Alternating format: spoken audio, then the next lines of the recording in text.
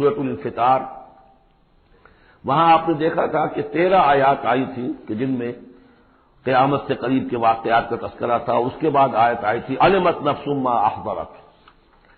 یہاں اس کو مختصر کیا ہے اور 4 آیات کے اندر، لیکن اس کے بعد علمت نفس ما قدمت واخرت اس کی وضاحت، اور جو نتیجہ نکلے گا سورہ تکویر میں وہ نہیں تھا کہ کیا نتیجہ نکلے گا، بلکہ یہ کہ کدھر جا رہے ہو، ادھر جا رہے ہو یا ادھر جا رہے ہو. لیکن سورہ انفطار میں وہ دونوں کے نتیجے بیان کر دیے جائیں گے کہ ادھر جاؤ گے تو کہاں پہنچو گے، ادھر جاؤ گے تو کہاں جاؤ گے.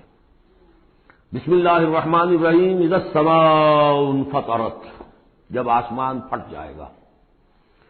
وَإِذَا الْكَوَاكِبُ انتَثَرَتْ، اور جب کہ تارے بکھر جائیں گے، جھڑ جائیں گے. وَإِذَا الْبِحَارُ فُجِّرَتْ، اور جب سمندروں میں ابال آ جائے گا. وَإِذَا الْقُبُورُ بُعْثِرَتْ، اور جب قبریں تلپٹ کر دی جائیں گی. عَلِمَتْ نَفْسٌ مَّا قَدَّمَتْ وَأَخَّرَتْ، ہر جان جان لے گی کہ اس نے کیا آگے بھیجا کیا پیچھے چھوڑا، یا کس شے کو آگے کیا کس کو پیچھے کیا. یہ دونوں الفاظ یہاں سمجھ لیجیے، بعد میں بھی آئیں گے. یہ ایک ہے کس شے کو آگے بھیجا کس شے کو پیچھے چھوڑا، یہ ہم پہلے بھی پڑھ چکے ہیں. ایک یہ ہے کہ دنیا میں انسان کا ہر طرز عمل جو ہے وہ 2 چیزوں کے درمیان طے کرتا ہے کہ اس میں سے کس کو میں پرائرٹی نمبر 1 دوں، کس کو پرائرٹی نمبر 2 دوں. جس کو پرائرٹی نمبر 1 دی ہے، ترجیح نمبر 1، وہ ہے جس کو اس نے آگے کیا. جو ترجیح 2 میں رکھا وہ ہے جو پیچھے کیا. بس یہی سارا معاملہ ہے کہ تم نے آخرت کو ترجیح اول دی ہے یا دنیا کو، کس کو مقدم رکھا کس کو مؤخر. ایک راستہ یہ ہے کہ میرا مطلوب تو ہے آخرت، دنیا جتنی مل جائے نہ ملے تو بھی کوئی بات نہیں. ایک یہ ہے طرز عمل کہ میرا اصل مقصود ہے دنیا، آخرت کچھ مل جائے تو بونس ہے، کسی کی سفارش سے مل جائے کسی کے اور ہیلے بہانے سے مل جائے، لیکن مقصود میرا دنیا ہے. تو بما قدمت واخرت، کیا آگے کیا کیا پیچھے کیا، یا کیا آگے بھیجا کیا پیچھے چھوڑا. یا ایھا الانسان ما غرک بربک الکریم، اے انسان تجھے کس شخص نے دھوکے میں مبتلا کر دیا ہے اپنے رب کریم پر. یہ وہ مضمون ہے کہ جو سورہ حدید میں آ چکا ہے، سورہ لقمان میں آ چکا ہے. ولا یغرنکم باللہ الغرور، کہ یہ جو شیطان ہے یہ بے وسوسہ بھی پڑھاتا ہے. اس کی جو چالیں ہیں ہر ایک کے لیے ایک جیسی نہیں ہے. کسی کو یہ ہے کہ کسی فرض سے روکنے کے لیے نفل میں لگا دے گا، تم نفل کاموں میں لگے رہو، مجھے اونچی عبادت ہے، تقرب اللہ حاصل ہو جائے گا. فرائض سے کنارہ کشی ہو جائے گی. کہاں یہ اقامت دین اور کہاں یہ فرائض دینی چھوڑو، آپ تو بس ذکر کیا کرو اور تہجد پڑھا کرو، رات کو جاگا کرو، بس یہ ہے اصل لیکن.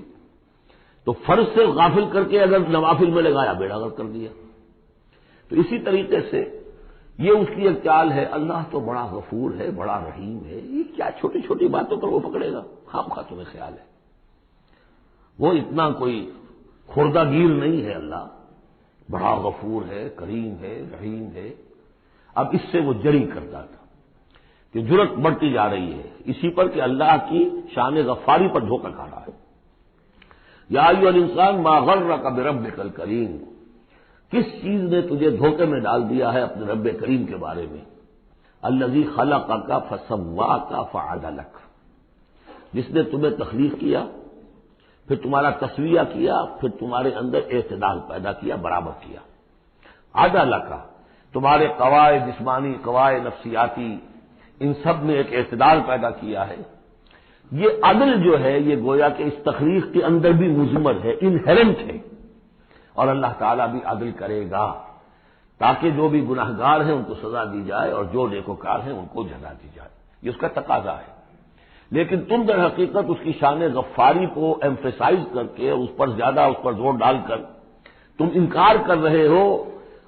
فی ای صورت ما شاء رکبک، پھر جس شکل میں اس نے چاہا ہے تمہیں ترکیب دے دیا، جوڑ دے دیا. کلا بل تکذبون بالدین، تم جزا و سزا کا انکار کر رہے ہو. در حقیقت اللہ کی شان غفاری کے قصیدے نہیں پڑھ رہے ہو، بلکہ یہ شان غفاری کے قصیدے پڑھنے کا مطلب کیا ہے کہ تم در حقیقت جزا و سزا کا انکار کرنا چاہتے ہو. اس یہاں سے کبھی ہم نے کنارہ نہ کیا لیکن تیری رحمت نے گوارا نہ کیا.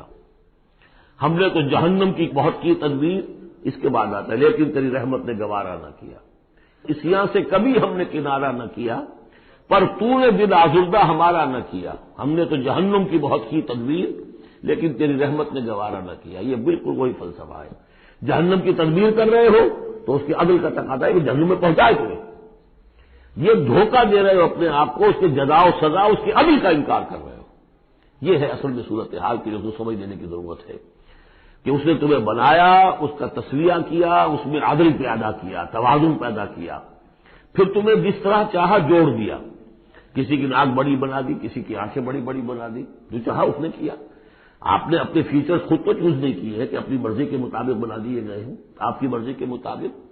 ہاں، حضرت حسان ابن ثابت نے کہا ہے حضور کے بارے میں کہ کأنک خلقت کما تشاء، اے نبی ایسے معلوم ہوتا ہے کہ آپ کو تو پیدا کیا گیا جیسا کہ آپ نے چاہا۔ آپ کا حسن جو ہے وہ اپنی جگہ پر ایک شے تھی، وہ ایک اعجازی صورت ہے۔ ظاہر بات ہے انسانوں کو جو بھی ملتا ہے وہ تو اپنا ان کا چوائس کوئی نہیں۔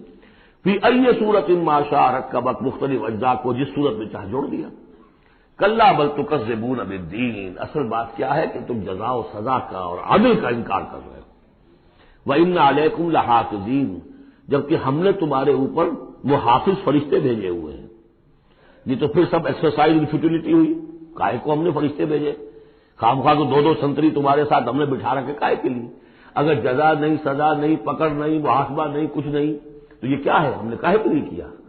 وَإِنَّ عَلَيْكُمْ لَحَافِظِينَ کِرَامًا کاتبین، وہ بڑے باعزت فرشتے جو لکھ رہے ہیں، یعلمون ما تفعلون، جو جانتے ہیں جو کچھ تم کر رہے ہو۔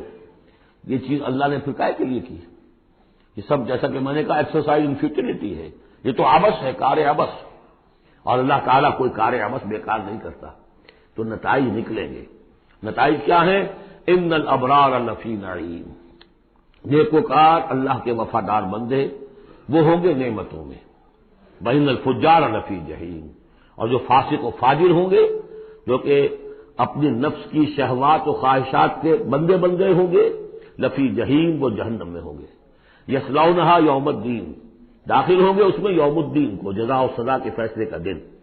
وما ہم عنھا بغائبین، پھر وہ وہاں سے کہیں جا نہیں سکیں گے، غائب نہیں ہو سکیں گے، وہاں سے نکلنے کا کوئی سوال نہیں، وہاں سے بھاگ جانے کی کوئی جگہ نہیں۔ وما ادراک ما یوم الدین، اور تمہیں کچھ پتا ہے، کسی نے کچھ بتایا ہے یوم الدین کیا ہے؟ ثم ما ادراک ما یوم الدین، پھر تمہیں کچھ اندازہ ہوا ہے کہ یوم الدین کیا ہے؟